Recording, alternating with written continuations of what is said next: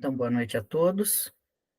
Que Jesus, nosso mestre, nosso amigo de todos os momentos, nos abençoe os nossos corações, que sintamos a sua paz a nos envolver nesse momento, nessa noite, aqui de reflexões, em nossos lares nesse momento, seja onde estivermos. E dentro dessa temática, uma das bem-aventuranças, nós podemos meditar bastante sobre a importância dela, né, em específico da mansuetude, da brandura, na construção de um mundo que todos esperamos, na caminhada de cada um de nós enquanto espíritos, né, turma? Para que realmente nós nos façamos canais e instrumentos por meios dos quais possa Jesus trazer ao mundo a sua paz, o seu reino. E tem uma mensagem que nos ajuda a meditar, né, a aprofundar um pouco mais acerca do sentido real, efetivo do que seja essa mansuetude, essa brandura proposta por Jesus, bem como a sua importância, né? O seu alcance, porque os próprios discípulos, lá nos tempos de Jesus, nos tempos do Mestre, turma, lá atrás, quando Jesus proferiu o inesquecível Sermão da Montanha, eles lá também, num primeiro momento, tiveram dificuldade de compreender, né? A mansuetude, a sua função, né? Acostumados eles que estavam a um mundo onde a força, muitas vezes, ou quase a totalidade das vezes, né, ela acabava por imperar, né, acabava por dominar, por estender, né, o seu alcance, a sua influência. Então, não conseguiam eles ainda entender esse outro, digamos assim, esse outro modus operandi que Jesus vinha propor, né. E é nesse sentido, então, que, mergulhando nas realidades do espírito e buscando realmente mudar um pouco a nossa lógica de operação, né, descolando-a da Terra, descolando-a do modo de agir ao qual, de repente, nós temos estado acostumados há tantos séculos. E aí, que à luz do Evangelho, né, à luz do Espiritismo, nós iremos compreendendo com Jesus uma nova força. Ele traz ao cenário do mundo uma nova maneira de influenciar, né, de conquistar os corações, que até então desconhecia-se. E para isso, então, né, nós vamos recorrer a uma mensagem que se encontra lá no livro Jesus no Lar, no capítulo de número 17. O livro Jesus no Lar, turma, ele é muito similar a, ao livro Boa Nova, por exemplo. E é daquelas obras tão ricas, né, que a espiritualidade nos proporcionou e que nos traz bastidores do Evangelho, né, complementando para nós determinadas passagens, determinados acontecimentos, trazendo-nos, digamos assim, o contexto, os acontecimentos ou as circunstâncias prévias e posteriores, né, de determinadas passagens muito conhecidas do Evangelho. E por meio desses detalhes, dessas revelações, a gente consegue entender ainda mais amplamente a beleza, né, das lições de Jesus e como elas respondiam aos anseios humanos, às necessidades, às indagações das criaturas, não só naquele tempo, no caso, ali os discípulos, né, ou a multidão, mas também para todos nós até hoje, né, os que já sentimos em nosso coração esse, digamos assim, esse chamado, esse anseio para atender ao convite do Divino Mestre, né, mas que ainda nos vemos, vez por outra, diante de dúvidas. Às vezes a gente hesita, né, de hesitação, sono, de incompreensões, né, que precisamos então buscar sanar para podermos avançar com Jesus. Então, turma, nesse sentido, portanto, nesse capítulo 17 do livro Jesus no Lar, né, e, e o autor da obra, ele nos traz os bastidores ou alguns acontecimentos a posteriori do sermão, das bem-aventuranças. A gente não sabe se exatamente no Sermão do Monte, depois do Sermão do Monte, porque provavelmente Jesus, em outros momentos, também deve ter enunciado esse sermão das bem-aventuranças ou falado sobre elas, né? Em vários dos lugares onde esteve, não somente naquele sermão específico. Então, não sabemos exatamente se trata do próprio Sermão do Monte ou alguma outra circunstância na qual Jesus falou sobre as bem-aventuranças, e dentre elas, uma mais especificamente chamou a atenção dos discípulos. E, turma, gerou até um incômodo, né, um certo incômodo, devido à incompreensão acerca da proposta de Jesus. E é exatamente essa bem-aventurança, a dos ousados, pacíficos, a depender da tradução, né? Em algumas traduções, turma, a gente vai encontrar bem-aventurados os mansos. Em outras, bem-aventurados os pacíficos. Mas o que mais importa, turma, é a virtude ou o conjunto de virtudes, né, similares, que aí estão destacadas. A gente pode acrescentar também a gentileza, né, a cortesia, a afabilidade dos puros, a meiguice, a mansuetude, né, e esse estado interno de serenidade que constitui o que caracteriza o indivíduo pacífico. Mas os discípulos, justamente pela formação que tinham, pelo mundo que vinham até então, eles não conseguiram, no primeiro momento, entender aquela promessa de Jesus. Bem-aventurados os pacíficos, ou os mansos, porque porque herdarão a terra ou possuirão a terra também, né? Dependendo da tradução. E eles ficaram com aquele incômodo. Jesus, naturalmente, né, turma, como educador que era e sondando todos os pensamentos e todos os corações, sabia que a compreensão ainda não havia se consolidado naqueles corações.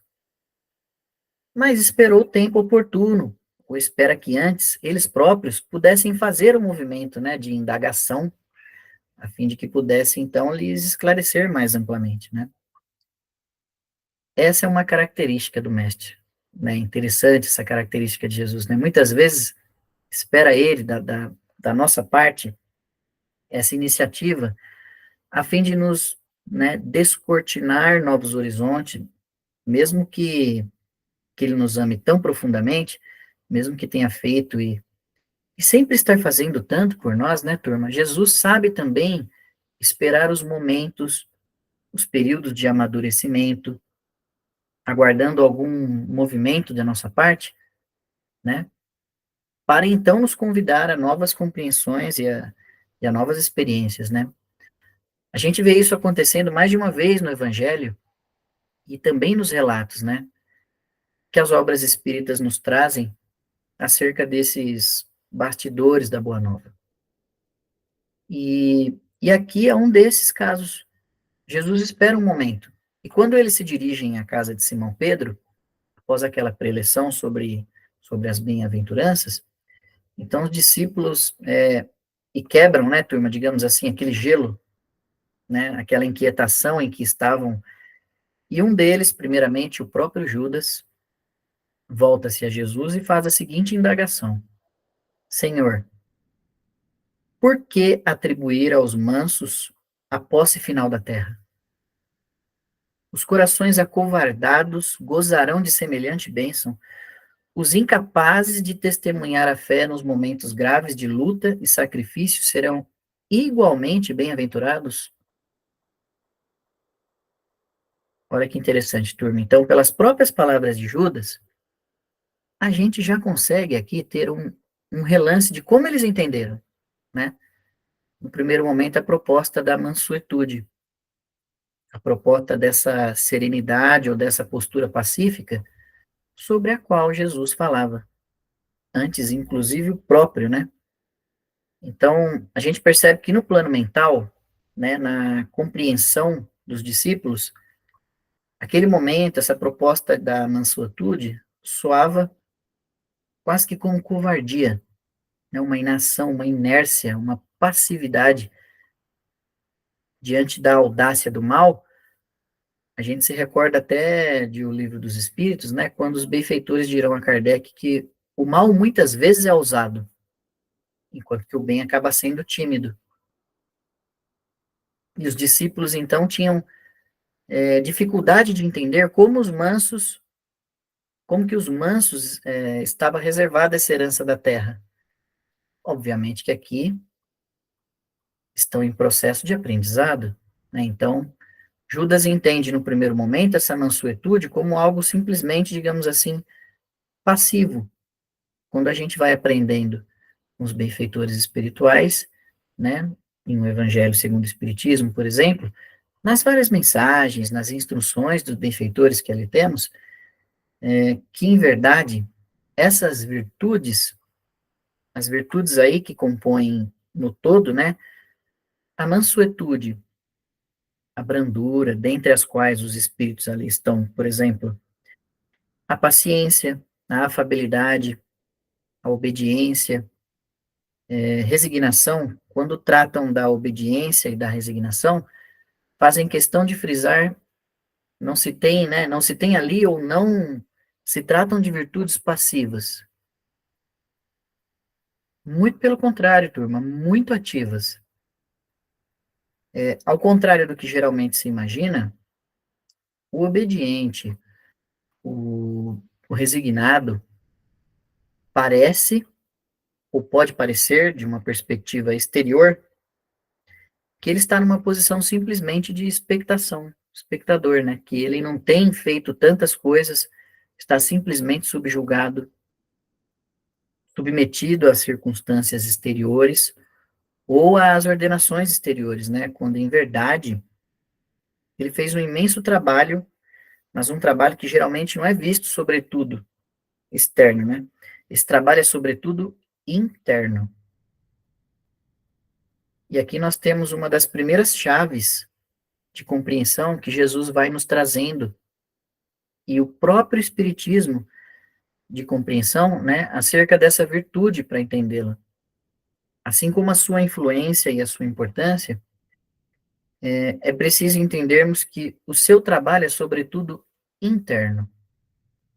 Por isso, não vai ser visto tão claramente apenas pelos olhares do mundo, pelo olhar material, né? Mas um olhar imenso, feito sobretudo no plano interno da criatura, que há de repercutir, então, no exterior, onde se vê passividade, na obediência e na resignação. Tem-se, na verdade, um coração muito ativo, que fez imensos esforços dentro de si mesmo para vencer as suas paixões, para dominar os seus impulsos, né? Então, aí sim resignar-se ante as circunstâncias que não podem ser modificadas, fazendo quanto ele está ao alcance em termos de construção, de realização, de esforço, mas também não se deixando tomar pela revolta, pelo desespero, né? Pelo simples querer, pelos arroubos das paixões e da impulsividade. O coração manso, turma, portanto, coração resignado, ele é um resultado aí de um imenso trabalho interior de autodomínio, de autogoverno interno. Assim também a obediência, um trabalho interno de reflexão, né, de maturação das ideias, para que então, melhor compreendendo a lei divina, possamos melhor obedecer e alinhar o nosso agir, né, o nosso comportamento, o nosso pensar com ela, né? Não é simplesmente acatar o que vem de fora sem uma reflexão mais madura, mas antes entender melhor que, para então melhor consolidar essa ação, né? E mesmo a nossa convicção, né? Por isso que Emmanuel tem uma mensagem, turma, muito interessante no livro da Esperança, no capítulo de número 22. Esse livro, que é um comentário tanto do Novo Testamento como do Evangelho segundo o Espiritismo, ele faz um comentário ali em paralelo, extraindo trechos de ambas as obras. E Emmanuel vai ter uma mensagem chamada amenidade, bem relacionada ao que estamos refletindo nesse momento, em que ele busca destacar justamente isso. esse processo de construção da amenidade, do espírito ameno, do espírito brando, e ele dirá que é preciso, é imperioso, né, saibamos chefiar as nossas emoções, para que nos alinhemos ali numa postura, numa conduta de equilíbrio, né, de harmonia, não nos deixando conduzir ao verbo impulsivo, né, as atitudes mais intempestivas, que depois muitas lágrimas ou muitos desajustes e desequilíbrios podem nos custar futuramente, né? Portanto, a fim de adquirirmos amenidade, é preciso, antes de mais nada, saibamos dominar a nós mesmos. E é o que os discípulos não entendiam naquele primeiro momento, porque estavam muito acostumados com um modo de agir no mundo em que buscava, né? De sempre dominar o outro, dominar sobre o outro, sobre uma outra nação, sobre um outro povo. Qualquer semelhança com o presente é mera coincidência, né, turma? Assim eram os poderosos, os imperadores, os conquistadores de então, sempre vislumbrando conquistas exteriores por meio da imposição sobre os demais, do uso da força, né, do uso da violência, do uso da agressão. Era o que eles conheciam até então. Era o que os olhos, os sentidos materiais conseguiam captar. Jesus, no entanto, né, vem implementar um novo modo de agir, em que a conquista visa, sobretudo, o reino, o mundo interno da criatura, né? Para que então esse espírito, tendo feito um trabalho imenso por dentro, possa silenciosamente, mas de maneira muito eficaz, de maneira muito eloquente, de maneira, né, muito contagiante, influenciar ao seu redor e serenando, pacificando, né, digamos assim, espargindo, distribuindo essa amenidade, essa brandura.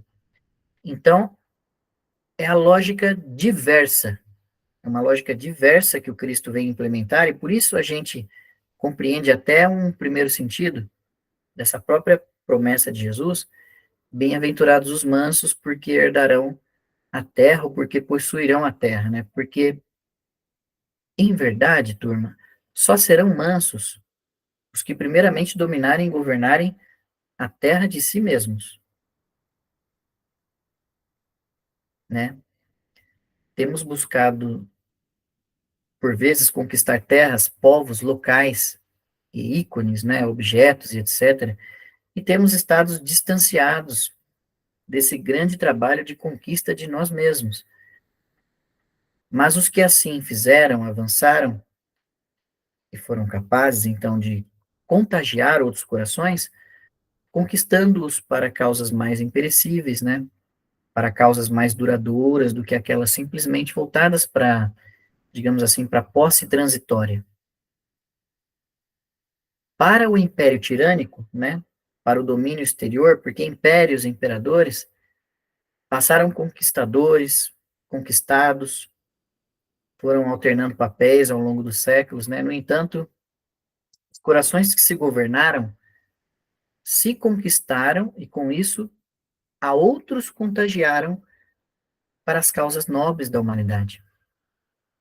Esse império tem permanecido, essa influência benéfica, né, tem se mantido, não importa os séculos que passem.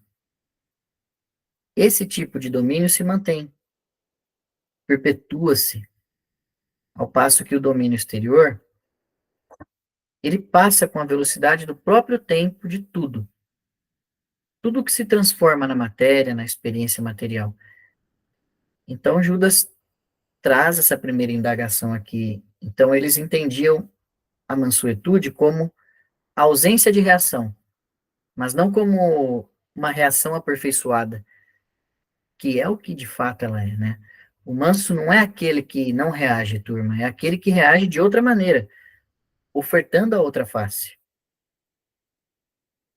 Não é essa a proposta, turma, de Jesus também no Sermão do Monte? Há aqueles que nos ferem uma face, que nos atingem de alguma maneira com a violência, seja ela verbal, seja ela da maneira que for, ofertar a outra face, esse é o manso, não é?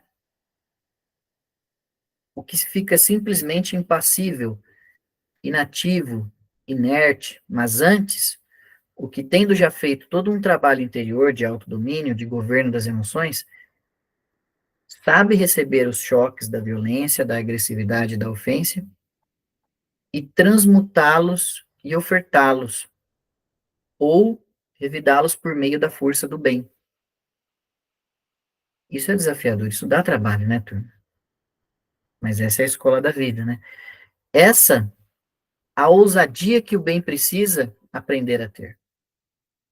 Quando os espíritos mencionaram lá, né, o bem geralmente é tímido, e esse tímido muitas vezes para nós se traduz como inerte, ocioso ou preguiçoso, mas é preciso que o bem seja mais ousado, audacioso, mas sem nunca recorrer aos mesmos termos, aos mesmos meios de atuação, revidar em novos moldes, apresentando uma outra face antes não vista, não conhecida por aqueles corações, que ainda operam no regime da violência, né?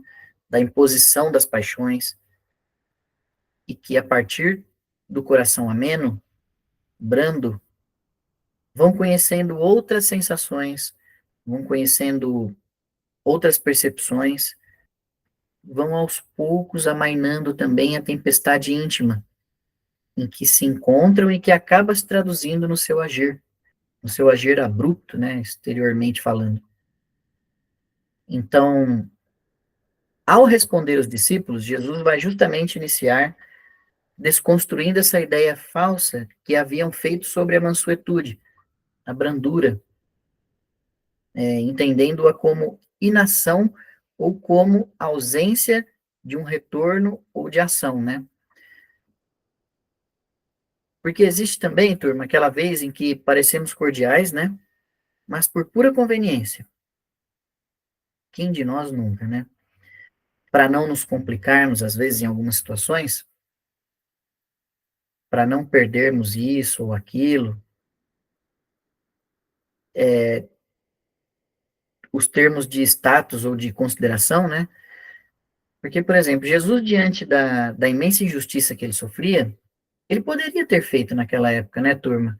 Adotado isso, esse falso cordialismo, digamos assim, diante daqueles doutores da lei, né? Jesus podia ter buscado ali acordos com eles, para então dar continuidade à sua existência aqui na matéria.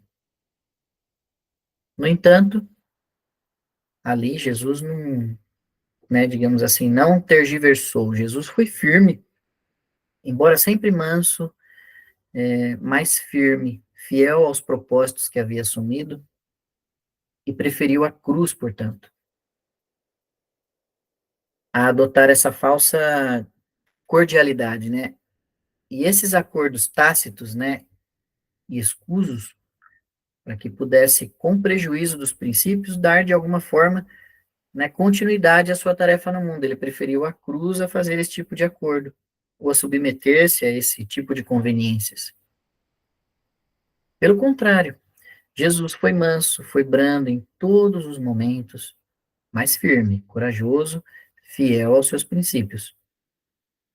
Então, a mansuetude será muito diferente tanto da preguiça, né, que às vezes fica mascarada de humildade, de uma falsa modéstia, né, de uma hesitação, nem a covardia que às vezes se reveste de uma diplomacia falsa no mundo, né, buscando ali os acordos, as conveniências, mas abrindo mão de princípios e de valores para seguir adiante. Então, não é essa a ideia. As criaturas que se afeiçoam a semelhantes artifícios sofrerão ou poderão sofrer duramente os instrumentos espirituais de que o mundo se utiliza, né, para reajustar os caracteres tortuosos e indecisos.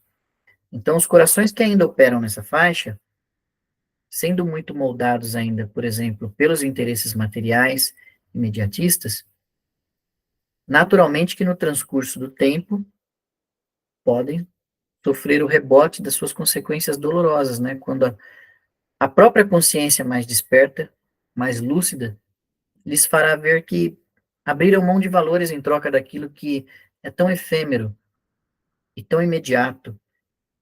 E tão imediato acabaram abrindo mão, né, da paz verdadeira, que muitas vezes apenas florescerá em meio à luta, em meio até às perseguições, incompreensão, para conquistar uma falsa paz na forma de uma tranquilidade exterior, mas sem alma, sem profundidade, na busca dos valores do espírito. Então, a cortesia, como filha e do amor, como filha da indulgência, da compreensão, tanto quanto possível, fazer da nossa atuação, né, no nosso falar, no nosso agir, algo que envolva o outro em formas de progresso, em formas de sublimação. E essa ideia da gentileza, da cortesia, que dirá Emmanuel, é o primeiro passo da caridade. É a semente, né, digamos, do amor. Sem essa capacidade de termos para com o outro um olhar mais ameno, um olhar mais compreensivo, um olhar mais indulgente, por mais equivocado que ele esteja, turma, estamos ainda muito distantes de compreender a nossa função diante dos demais, diante do próximo, né? O amai-vos uns aos outros sobre os quais Jesus falou. É preciso, então, compreender, né? E Emmanuel vai destacar isso lá no livro da Esperança, na mensagem que citamos no capítulo 22, que a verdade em nossas vidas, ela não nos foi dada para se tornarem em nossas mãos uma pedra a ser lançada sobre os demais, mas sim para que ela seja em nossas vidas uma luz que ilumine caminhos, né? Porque a pedra fere, a luz ilumina, né? Ela abre horizontes silenciosamente, sem vaidades, sem expectativas de reconhecimento ou de aplausos. A luz ilumina, dispensando os longos discursos. Então, a compreensão da brandura, da mansuetude, passa por isso, pelo entendimento de que a verdade do Evangelho em nossas vidas, ela não nos foi dada para ferir, mas para soerguer, né, para estimular, para iluminar, entender que a potência do verbo, potência divina por Deus, a nós conferida, não foi dada não para destruir, mas para edificar. Como dizia o apóstolo Paulo, foi o meu ministério, né? Foi enviado não para destruir, mas para ele ficar assim também.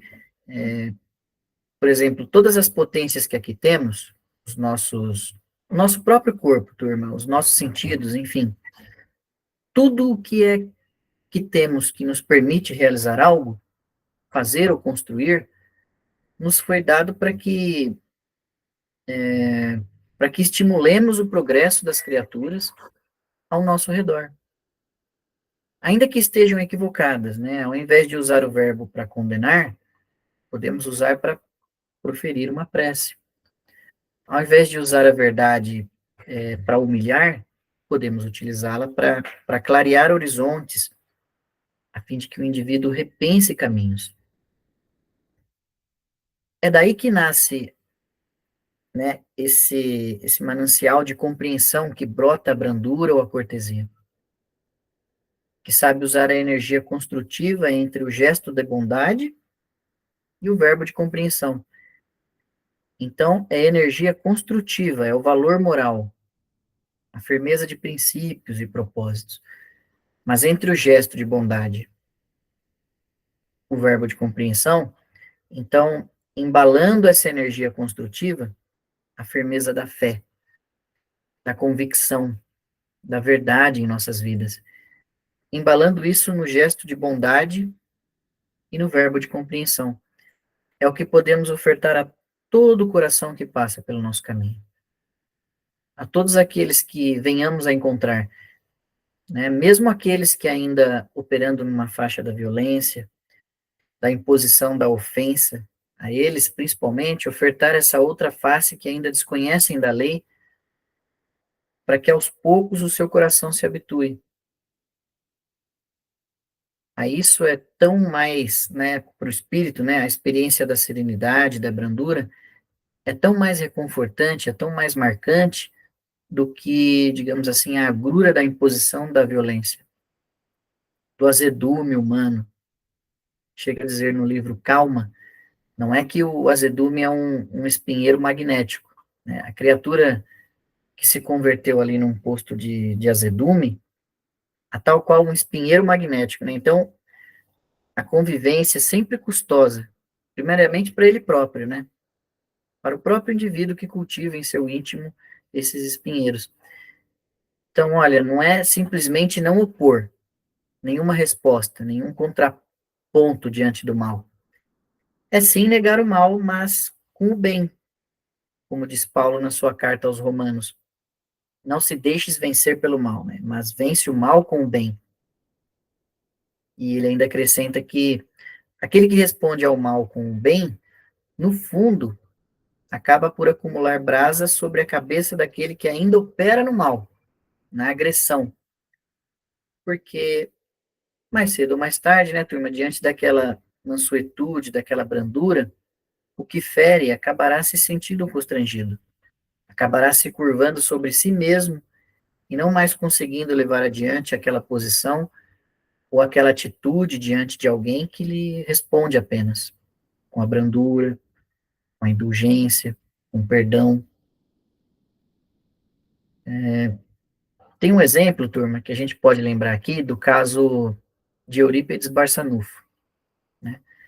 Nos diálogos que travou, né, por muito tempo com um espírito bastante endurecido que comparecia às reuniões mediúnicas, sabe, nos trabalhos de desobsessão, e eles tinham ali longos diálogos, né, e o espírito sempre muito agressivo, muito inteligente também, mas sempre muito irascível, muito sem paciência.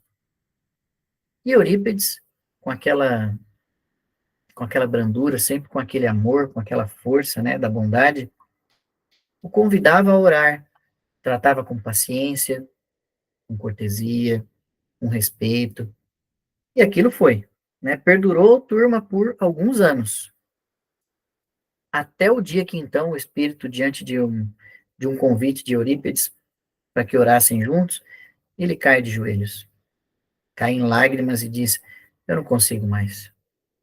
Você me venceu com a força do amor, com a força dessa brandura, apresentando essa outra face. Eurípides então havia efetivamente conquistado aquele espírito, né, turma? Legítima conquista de espírito a espírito, não aquela que se dá pela imposição, pela tirania, mas aquela em que o coração é conquistado, né? Adere de livre e espontânea vontade às ideais de coração que o conquista, porque agora ele foi atraído pela força do amor, é conquistado, contagiado, transformado por essa força, né, poderosíssima do amor e da brandura.